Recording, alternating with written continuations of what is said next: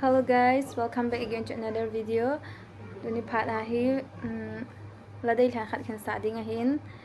ngayun tila hi in jila rukha sa hin bola hi le Arvin haulai hi in jila sa chu parsi thingnei hoi to thang hi tun la chu sa tange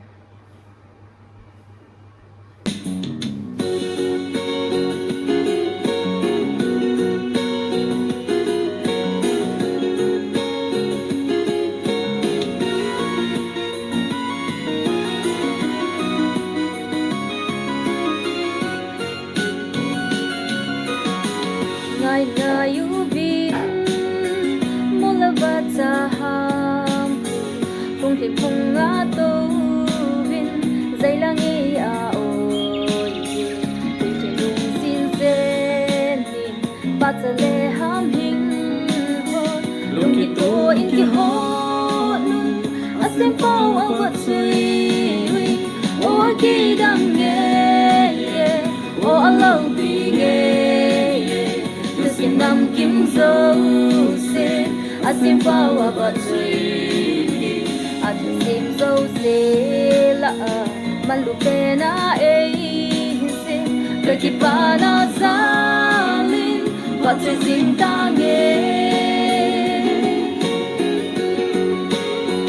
ngai ngai u bin mola tu ki sei hu hing na thu pha hi Asaya Jesu Christa Kể lo chu quay mà Ba quang tung thấy lâu đi Quay hi lệ a ta san chan Hu hi nga đinh hi O a ki dang nghe O a lâu bi nghe Tu sim nam kim sâu se A sim pao a bat sui A tu sim sâu se la man lu pena e sim ke pa na salin wat se sim ta nge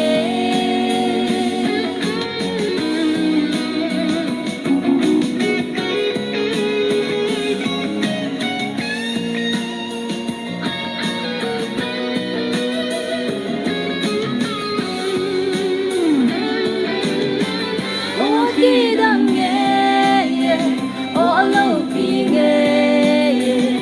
sim nam kim zo se asim pau abat sui atu sim zo se la man lu pena e se ki pa na salin bat se sim ta nge o ki dang nge o alo pi nge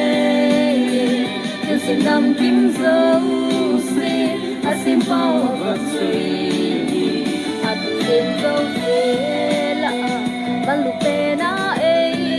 si ki pa na salin va se sim ta nge ki pa na salin va se sim ta nge